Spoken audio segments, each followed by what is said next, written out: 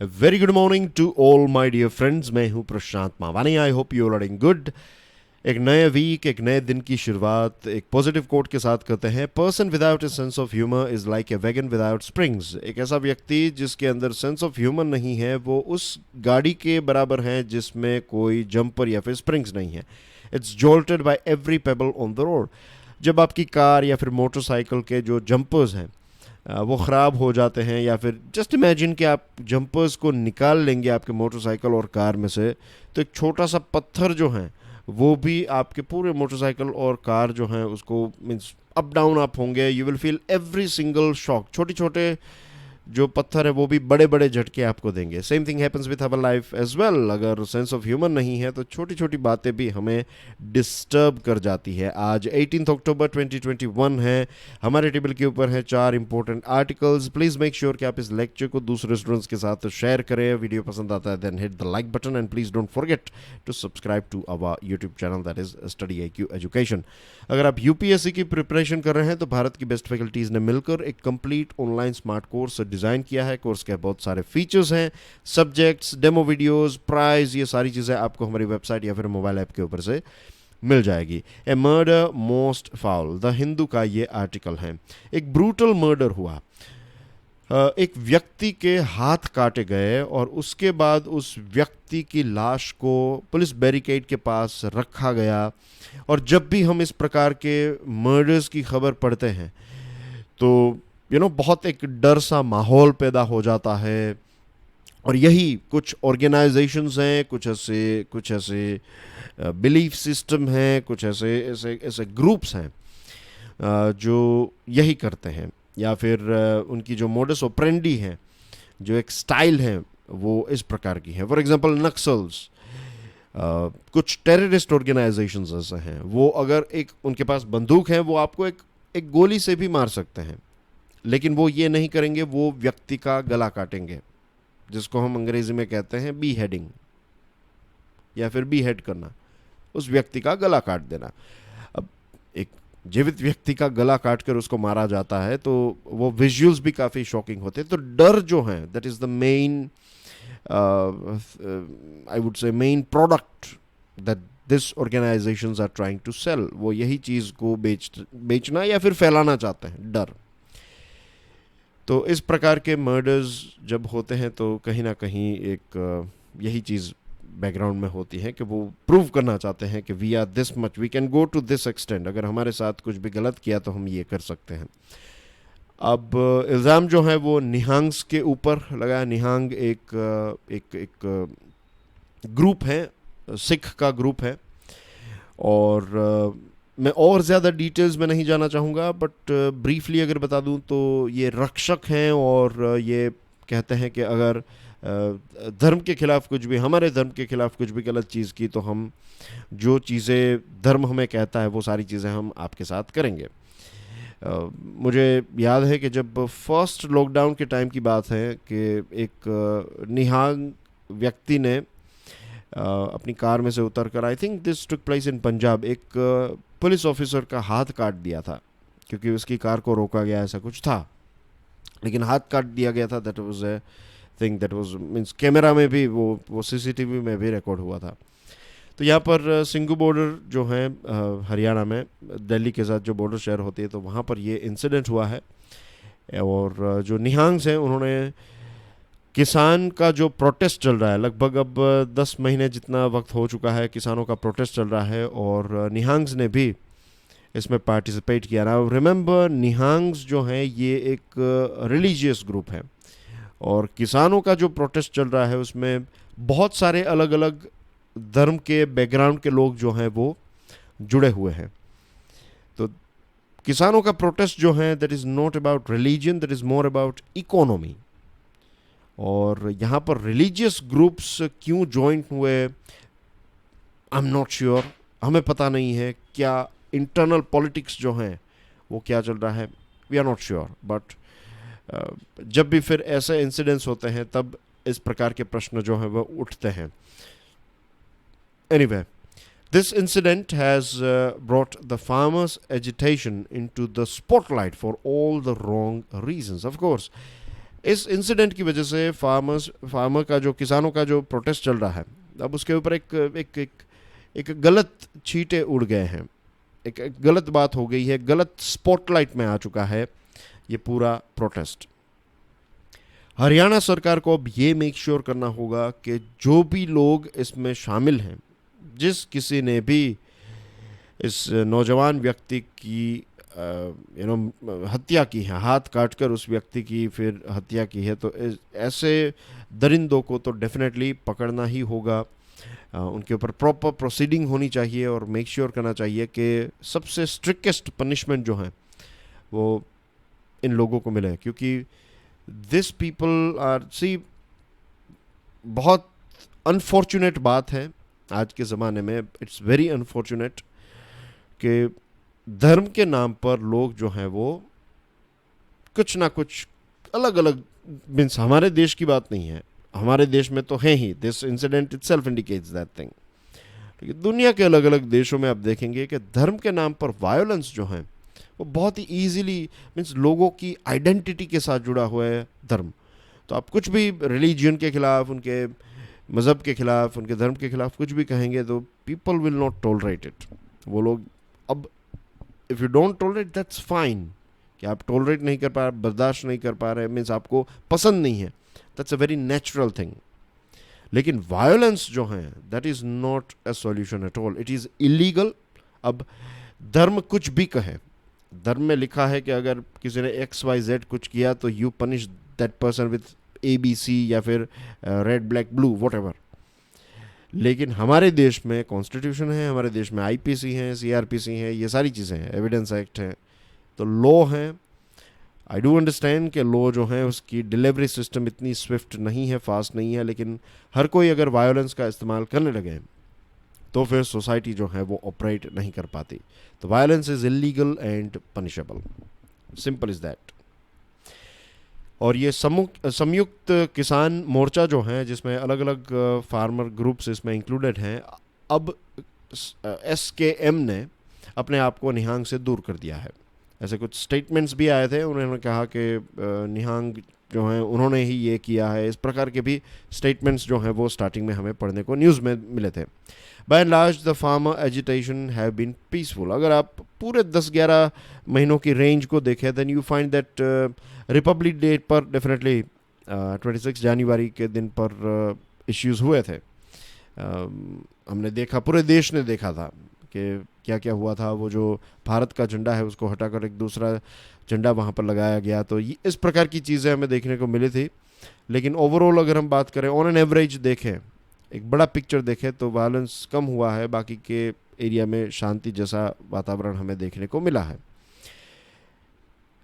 Also a political attempt is being made to drive a wedge between different communities। ये कोशिश भी की जा रही है कि ये SKM जो है तो उसमें अलग अलग लोग शामिल हैं, तो इनके बीच में क्रैक्स पैदा कर देना। डिवाइड एंड रूल जो एक पॉलिटिक्स का पार्ट रहा है, ब्रिटिश टाइम पर भी ये था, दुनिया के अलग अलग देशों में ये एक पॉलिटिक्स का पार्ट इन पार्सल है ये, कि अगर कुछ अलग अलग ग्रुप्स मिलकर ताकत बन रहे हैं तो कैसे उनके बीच में दरारें पैदा करके उनको अलग किया जाए और धीरे धीरे ये पूरा प्रोटेस्ट जो है वो ख़त्म हो जाए। अनफॉर्चुनेटली ये जो डिस्ट्रस्ट वाला माहौल है, सरकार कितनी सारी स्कीम्स निकालती हैं किसानों के लिए, Kisan TV, Kisan insurance, and there are so many things, right.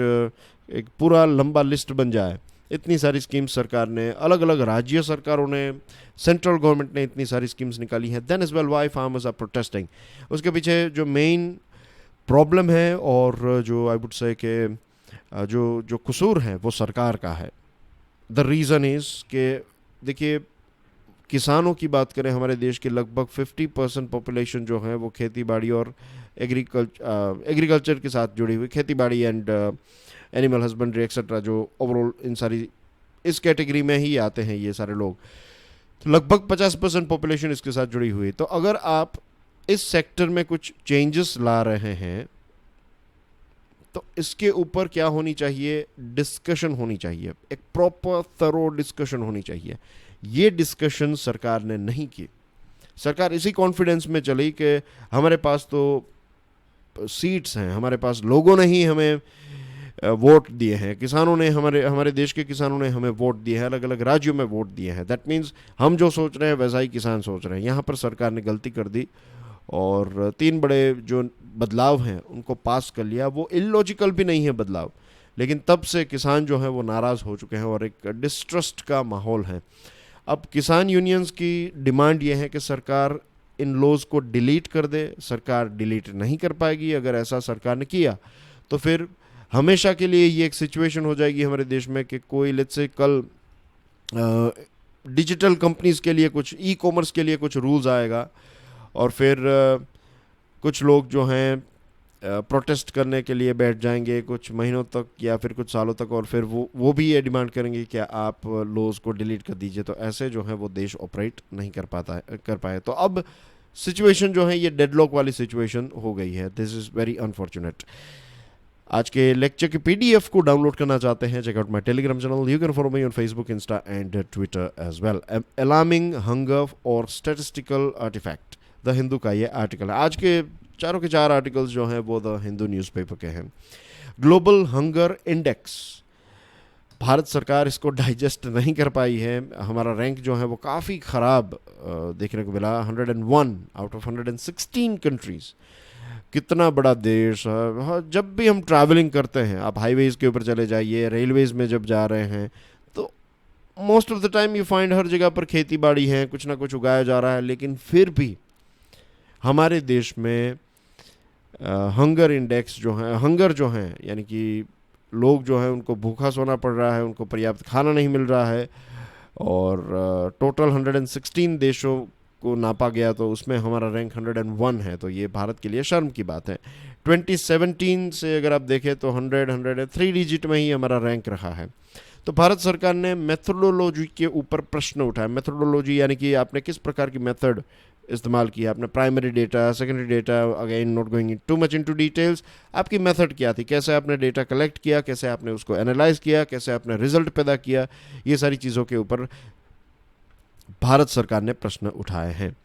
अब ये GHI हैं, GHI यानी कि ग्लोबल हंगर इंडेक्स। तो GHI के 4 कंपोनेंट्स हैं। एक कंपोनेंट जो है ये इनसफिशिएंट कैलोरी इनटेक के ऊपर है कि आप पर्याप्त कैलोरी नहीं ले रहे हैं। अब ये जो पर्याप्त कैलोरी नहीं ले रहे हैं, इसमें एक ऐसी चीज़ है डियर फ्रेंड्स कि कुछ ऐसे अच्छे स्टेट्स हैं, डेवलप्ड स्टेट्स हैं जहाँ पर बहुत सारी फैसिलिटीज़ अवेलेबल हैं, तो वहाँ पर आपको उतनी कैलोरीज़ की आवश्यकता नहीं है। फॉर एग्ज़ाम्पल एक बच्चे की बात करें, रफली स्पीकिंग, मेरे पास कोई, I am not a doctor, तो कोई एक्यूरेट आंकड़ा मैं यहाँ पर आपको नहीं दे रहा हूँ, जस्ट एग्जांपल के लिए राउंड फिगर्स का इस्तेमाल कर रहा हूँ। लेट्स से कि एक छोटे से बच्चे को 1000 कैलोरी की आवश्यकता है। अब ये बच्चा जो है वो एक ऐसे एनवायरनमेंट में रह रहा है जहाँ पर घर में कारपेट हैं, घर में सारी फैसिलिटीज़ हैं, राइट, एयर कंडीशनिंग है, ये वो सारी चीज़ें। दूसरी तरफ एक बच्चा है जो आउटडोर्स में है, उसके माता पिता जो हैं वो खेत मजदूरी कर रहे हैं, वो बच्चा जो है वो बाहर खेलेगा, आउटडोर में ही ज़्यादा रहेगा। तो इस बच्चे को लेट्स से 1100 कैलोरीज की आवश्यकता है पर डे, इसको 1000 की कैलोरी की आवश्यकता है।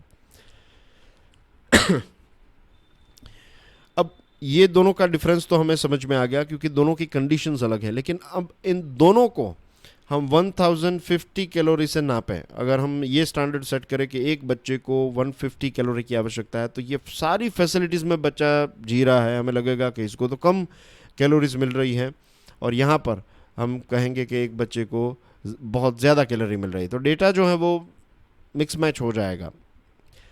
तो insufficient calorie intake Uttar Pradesh, Bihar जैसे राज्यों के लिए हाँ, वहाँ के बच्चों को ज़्यादा कैलोरीज की या फिर एक प्रॉपर अमाउंट की आवश्यकता है, लेकिन तमिलनाडु, केरला जैसे राज्यों में उतनी ज़्यादा आवश्यकता नहीं है। तो इनसफिशिएंट कैलोरी इनटेक एक इश्यू है जो डेटा कलेक्शन किया जाता है उसमें। फिर 3 चीज़ें हैं, एक है wasting, that is low weight for height. Wasting का मतलब है आपकी हाइट तो ग्रो हो गई लेकिन वेट नहीं, जो स्किनी स्केलेटन टाइप ऑफ बच्चे होते हैं। फिर एक स्टंटिंग है, लो हाइट फॉर एज, कि बच्चे की एज हो गई लेकिन उसकी हाइट ग्रो नहीं हो रही है। और एक है मोर्टालिटी, उसका मतलब है मृत्यु। तो ये GHI जो है वो ज़्यादातर ये 5 साल के, बाकी के 3 ये वेस्टिंग, स्टंटिंग, मोर्टालिटी जो है ये ज़्यादातर बच्चों के, मीन्स नॉट ज़्यादातर, बच्चों के साथ ही जुड़ी हुई है। अंडर 5 चिल्ड्रन की यहाँ पर बात हो रही है। और ये वाला पोर्शन जो है ये इनसफिशिएंट कैलोरी इनटेक, ये सभी एज ग्रुप को इंक्लूड कर देता है। अब ये जो डेटा कलेक्ट किया गया है जैसे कि डेफिशिएंसी इन कैलोरी इनटेक, तो ये food and agricultural organisations sweet of food security indicators 2021, इसमें से डेटा उठाया गया या फिर इस्तेमाल किया गया। Data on child wasting and stunting 2016-2020 का जो WHO, यूनिसेफ, वर्ल्ड बैंक का जो डेटा है इसका इस्तेमाल किया गया। और अंडर 5 मोर्टालिटी डेटा जो है ये UN inter agency group for child mortality estimation, तो अलग अलग जगहों से डेटा कलेक्ट किया गया और उसका इस्तेमाल किया गया है। तो यहाँ पर जो सरकार प्रश्न उठा रही है डेटा के बारे में, तो डेटा तो इंटरनेशनल ऑर्गेनाइजेशंस ना काफ़ी बड़े नामों के डेटा जो है उसका इस्तेमाल यहाँ पर किया गया है। जैसे मैंने आपको बताया कि GHI जो है वो ज़्यादातर चाइल्ड ओरिएंटेड हैं और अंडर न्यूट्रिशन जो है उसके ऊपर काफ़ी जोर दिया जाता है, लेकिन कुछ चीज़ें जैसे कि जो माइक्रो न्यूट्रिएंट डेफिशिएंसीज हैं वो पीछे फिर हाइड हो जाती हैं।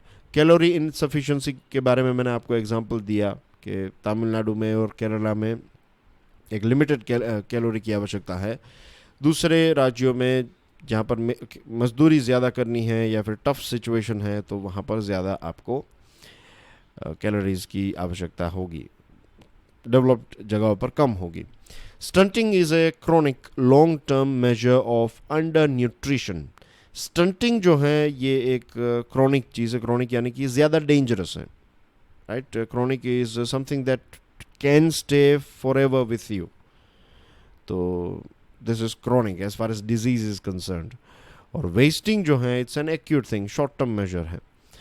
तो वेस्टिंग में ये होता है कि वेस्टिंग जो है मीन्स बच्चे को प्रॉपर बैलेंस डाइट नहीं मिल रहा है, तो उसकी वजह से बहुत सारी वाइटामिन्स, कैलोरीज, मिनरल्स एक्सेट्रा की डेफिशिएंसी होने के की वजह से उस बच्चे का ग्रोथ जो है वो अटक जाता है। फिर जब उसको वापस थोड़ी बहुत चीज़ें खाने को मिल जाती है तो ग्रोथ हो जाता है, फिर से गैप। तो इस प्रकार के मल्टीपल गैप्स जब हो जाते हैं, वेस्टिंग जो है बार बार होता रहता है, तो फिर वो स्टंटिंग में कन्वर्ट हो जाता है या फिर स्टंटिंग का रूप ले लेता है। तो stunting is more dangerous, wasting is less dangerous. Okay, हमारे देश में आप देखिए child stunting in India declined. ये 1998-2002 में इट वाज 54.2%, 2016-20 में 34.7%, और वेस्टिंग जो है वो जनरली 7% के आसपास रहा है पिछले 20 सालों में। तो स्टंटिंग जो मोर सीवियर है उसमें एक ड्रॉप देखने को मिला है, तो that is a good news, that is a good sign. Mortality की बात करें तो सब सहारा रीजन के कंपैरिजन में भारत ने काफ़ी अच्छा परफॉर्म किया है। बच्चों की मृत्यु जो है वो कम होने लगी है और उसके पीछे रीज़न है हेल्थ फैसिलिटीज़। तो ये कुछ इश्यूज हैं इस डेटा कलेक्शन के साथ। डेटा अच्छी जगह से कलेक्ट किया गया है, लेकिन सरकार का कहना ये है कि ये बराबर डेटा नहीं है। फिर ये जो डेटा कलेक्शन में भी जो इश्यूज होते हैं, जो मैंने आपको केरला और उत्तर प्रदेश का एग्जांपल दिया, तो वो चीज़ें भी ध्यान में रखनी पड़ती हैं। और थोड़ी बहुत नॉलेज है मुझे स्टैटिस्टिक्स की, थोड़ी बहुत पढ़ाई भी की है स्टैटिस्टिक्स की when I was in 12th standard, and then after that when I was doing masters. In fact bachelors जब कर रहे थे उस टाइम पर भी स्टैट का एक सब्जेक्ट आता था, आई थिंक सेकंड ईयर में, I am not sure, but इतना मुझे पता है कि इतनी एक बेसिक चीज़ पता है कि आप जो भी अलग अलग मेथड इस्तेमाल करें, कुछ ना कुछ खामियां सभी मेथड्स में होती हैं। वो पढ़ाई में आता है कि सैंपल सर्वे के क्या फ़ायदे हैं, क्या नुकसान हैं, इंटरव्यूज़ के क्या फ़ायदे हैं, क्या नुकसान है, ये वो एक्सेट्रा। तो there is no perfect way, but we have to, कोई 100% परफेक्ट अगर चीज़ नहीं है तो can we bring it to 90, can we bring it to 95, क्या इतना इम्प्रूव कर सकते हैं? तो ऐसा डेटा और ऐसा एनालिसिस यूज़ करके फिर जो उसमें गलत चीज़ें आ रही है उसको एक्सेप्ट करने की भी क्षमता हमें रखनी चाहिए, तब जाकर तरक्की होगी। Powering the energy sector.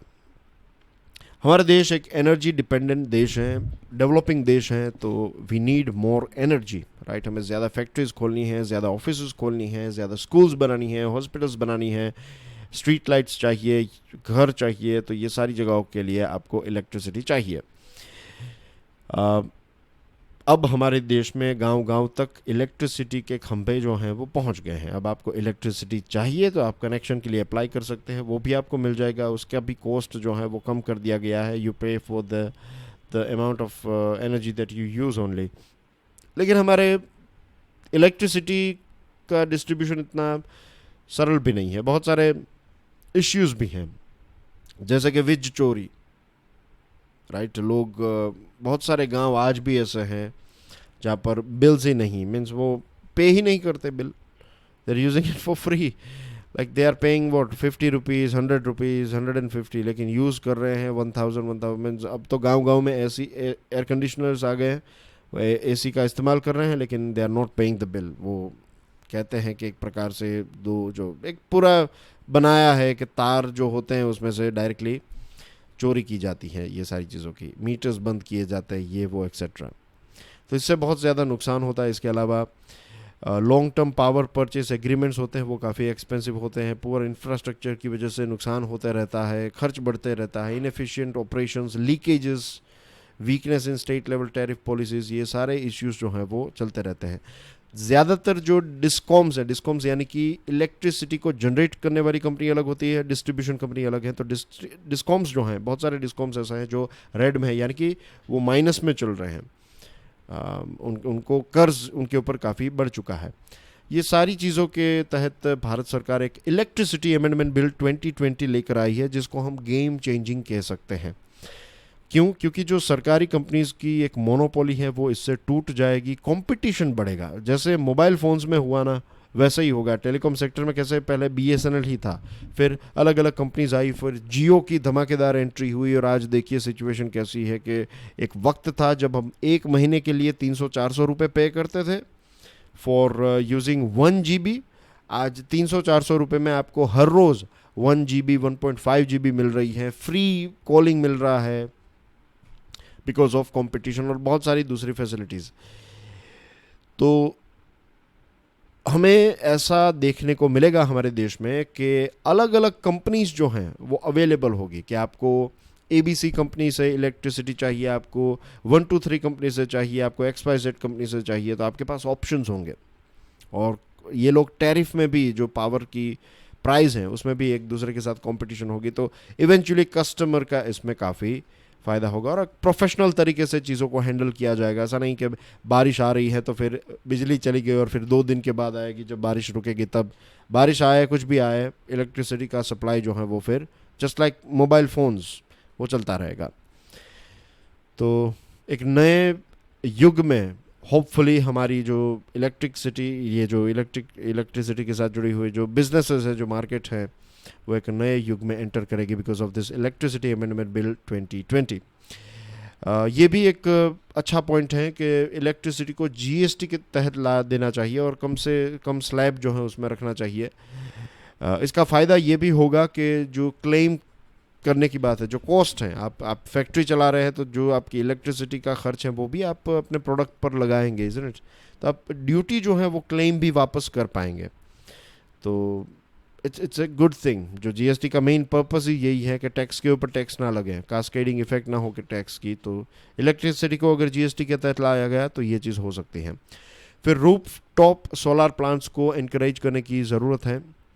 Grass root level पर ये हो रहा है कि लोग चाहते हैं कि रूफ टॉप सोलार प्लांट्स आ जाए, लेकिन सब्सिडीज़ जो है वो थोड़े टाइम के लिए ऑन होती है, थोड़े टाइम के लिए ऑफ होती है, तो इसको थोड़ा परमानेंट करने की आवश्यकता है। फिर एक appellate tribunal for electricity setup किया जाएगा, जिससे अगर कोई इश्यूज़ हैं इलेक्ट्रिसिटी को लेकर कंपनीज के बीच में, कस्टमर्स के बीच में, तो एपेलेट के पास, एक प्रकार की कोर्ट के पास जा सकते हैं। इस बिल में ये भी कहा गया है कि जो ग्रीन एनर्जी परचेस ऑब्लिगेशंस है कि आपको इतने अमाउंट की ग्रीन एनर्जी परचेस करनी है, अगर नहीं करेंगे तो फिर पेनल्टीज़ होगी, तो ये भी एक अच्छी बात है। और इलेक्ट्रिसिटी कॉन्ट्रैक्ट एनफोर्समेंट अथॉरिटी भी सेटअप की जाएगी, जो कॉन्ट्रैक्चुअल ऑब्लिगेशंस को मॉनिटर करेगी और मेक श्योर करेगी कि everyone is following the rules and regulations. Moving on to the last topic of the day, a Turkish foreign policy trading on Ottoman footprints. Ottoman empire था Turkey का, जैसे हमारे देश में कैसे अकबर का एम्पायर था या फिर दूसरे से किसी राजा का एम्पायर था, वैसे टर्की में ओटोमान का एम्पायर था। तो उस वक्त पर टर्की काफ़ी स्ट्रॉन्ग था, पावरफुल था, religious wise, diplomatic wise, economic wise, सारी जगहों पर, मिलिट्री वाइज। तो वही सारी ग्लोरी को वापस रीजुविनेट, रिजरेक्ट करने की कोशिश जो है वो वहाँ के प्रेसिडेंट साहब कर रहे हैं। Turkey's troops have penetrated deep into Iraq and Syria. क्यों? We'll talk about it. Turkey is also a military power in the South Caucasus. अब टर्की है कहाँ पर? तो आप देखिए, ये है वर्ल्ड मैप आपकी स्क्रीन के ऊपर। This is India. इंडिया से फिर थोड़े ऐसे जाते हैं पाकिस्तान, फिर Afghanistan. Let me zoom it up for you guys. तो पाकिस्तान, अफगानिस्तान, फिर ईरान आ गया, उसके बाद आपको इराक देखने को मिलेगा, और उसके बाद एक देश है दैट इज़ टर्की, राइट। और ये रहा टर्की का मैप। तो as you can see this is Turkey is एक ऐसे लोकेशन के ऊपर है जहाँ पर एक तरफ यूरोप है, एक तरफ एशिया है। तो दोनों का मिक्सचर आपको यहाँ पर देखने को मिलता है। मुस्लिम कंट्री है, लेकिन जनरली हमारी जो एक इमेज है वो ये है कि मुस्लिम कंट्रीज़ में लड़कियां जो हैं वो बुरखे में ही रहती हैं। लेकिन जब मैं स्टडीज़ कर रहा था, मास्टर्स कर रहा था, तो हमारे क्लास में बहुत सारी टर्की की लड़कियां थी। एंड कोई ऐसा नहीं है कि बुरखा पहनना, वो they are very very fashionable, right, very fashionable compare to दूसरे देशों की लड़कियों के मुकाबले आप अगर देखें than they are very fashionable. तो एक बहुत ही वैसे रिलीजन इस्लाम फॉलो कर रहे हैं, कुछ ट्रेडिशंस इस्लामिक हैं, लेकिन एक यूरोपियन टच भी आपको, तो एक बहुत ही यूनिक, एक बहुत ही ब्यूटीफुल कल्चर जो है वो आपको टर्की में देखने को मिलता है। This was about more like society और लाइफ इन टर्की। ऊपर ब्लैक सी है, यहाँ पर है मेडिटरेनियन सी, एजियन सी यहाँ पर है। And you can see here ये है इस्तांबुल, जो एक बहुत ही फेमस सिटी है। तो अंकारा जो है ये कैपिटल है, लेकिन इस्तांबुल एक बहुत ही फेमस सिटी है। And you can see of Marmara, वो यहाँ पर है। और ये जो एक स्ट्रेट है इसको कहते हैं बोस्पोरस स्ट्रेट, राइट। तो ये कुछ इम्पोर्टेंट जियोग्राफिकल चीज़ें थी। अब मैंने ये कहा कि टर्की जो हैं उनके कुछ लोग इराक और सीरिया में भी हैं, और या फिर टर्की के ट्रूप्स ने, नॉट लोग, मिलिट्री ने यहाँ पर पेनिट्रेट किया, और उनके मिलिट्री प्लेयर्स जो हैं वो साउथ कॉकेसस में भी पहुँच गए हैं। तो will talk about it, just stay with me for few minutes, आपको समझ में आ जाएगा हमें किस लोकेशन के बारे में बात हम कर रहे हैं। तो ये रहा Syria, as you can see on your screen. तो this is Syria, this is Iraq. यहाँ पर इराक के साथ भी एक बॉर्डर शेयर करता है Turkey. And then you can see Azerbaijan here, और यहाँ पर आप अर्मेनिया देख सकते हैं, इज़न्ट इट। और यहाँ पर देखिए ये है ईरान। तो इतनी चीज़ें सिर्फ आप ध्यान में रखिए, बाकी की बातें जो मैं आपको अभी बताऊँगा वो आपको आराम से समझ में आ जाएगी। अब टर्की ने अजरबैजान को सपोर्ट किया। अजरबैजान और अर्मेनिया के बीच में एक युद्ध हुआ था, छोटा सा युद्ध, और इसमें टर्की ने किसको सपोर्ट किया? अजरबैजान को सपोर्ट किया। और इन दोनों के बीच में अब झगड़ा क्यों चल रहा था? As you can see this is Turkey, ये दोनों अजरबैजान है, ये आपका अर्मेनिया है। तो ये वाला जो पोर्शन आप देख रहे हैं थोड़ा dark orange type of colour में है, तो Armenia occupied territories around Nagorno Karabakh, ये एरिया है। और इस एरिया को लेकर झगड़ा चल रहा था। ये वाला रीजन जो है नागोर का काराबाख, ये वाले रीजन को, ये पूरे रीजन को लेकर झगड़ा चल रहा था, और चल रहा है एक लंबे समय, just like Jammu and Kashmir type of issue. तो इसमें टर्की ने किसकी मदद की? अजरबैजान की मदद की।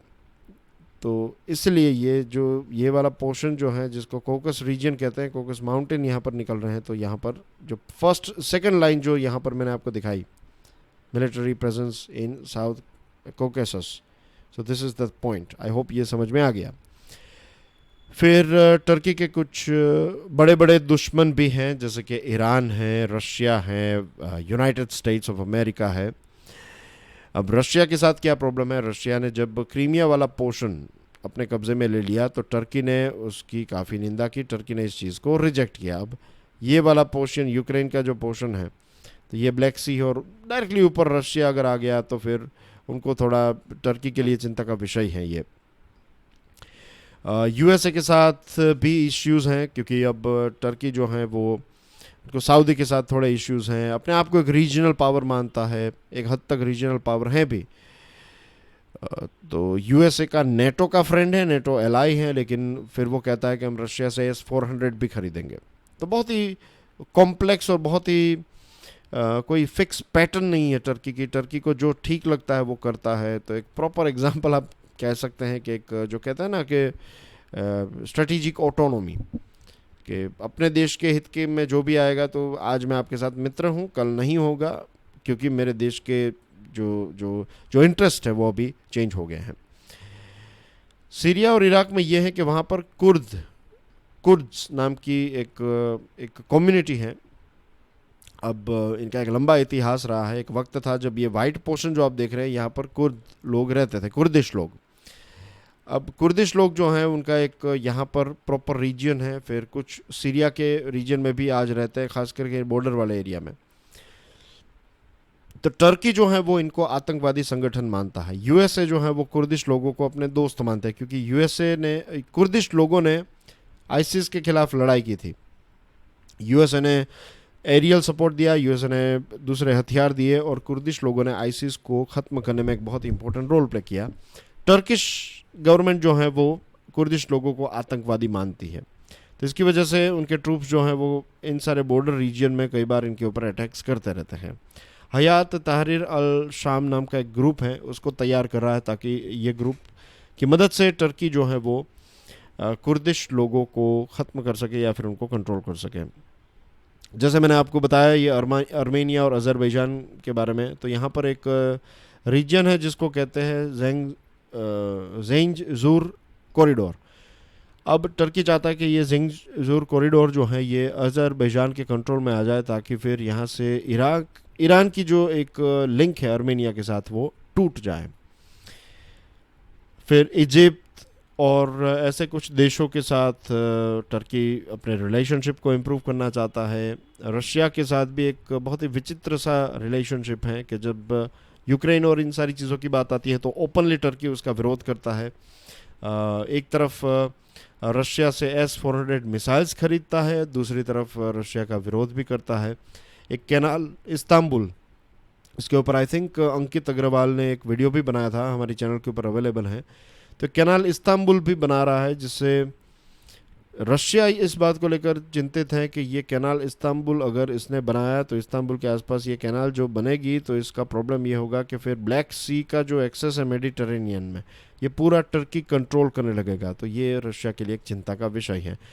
S-400 मिसाइल अगर आप खरीदेंगे तो फिर यूएसए आपसे नाराज़ होगा, और दूसरी तरफ सीरियन कुर्द्स जो हैं उनके ऊपर अटैक कर रहे हैं जो यूएसए के मित्र हैं। तो फिर इस जगह ये कुछ ऐसे पॉइंट्स है जिससे यूएसए जो है वो भी नाराज़ हो चुका है। नेटो का मेंबर होने के बावजूद भी रशिया से मिसाइल्स खरीद रहा है। तो ये सारी चीज़ें टर्की जो है वो कर रहा है। तो ये एक ओवरव्यू था टर्की की फॉरेन पॉलिसी या फिर रीजन में टर्की क्या क्या चीज़ें कर रहा है। वैसे सऊदी अरेबिया और दूसरे देशों के साथ रिलेशनशिप काफ़ी ख़राब है, लेकिन अब वो धीरे धीरे इम्प्रूव होने की बात बैकग्राउंड में चल रही है।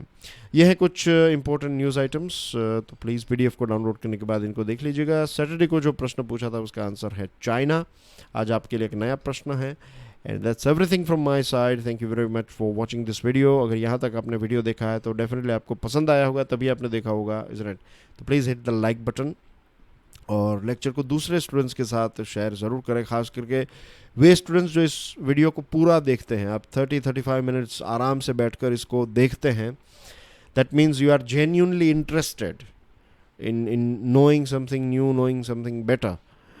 तो जब आप लोग शेयर करेंगे तो इसकी इम्पैक्ट होगी। कोई ऐसा व्यक्ति जो 2 मिनट अगर देखा और वो कह देगा कि इसको देख लो, तो फिर क्या फ़ायदा उसका। मीन्स उसको पता है कि ये अच्छा है नहीं अच्छा है, बट जो एक कॉन्फिडेंस होना चाहिए उसकी आंखों में और आवाज़ में, वो नहीं होगा।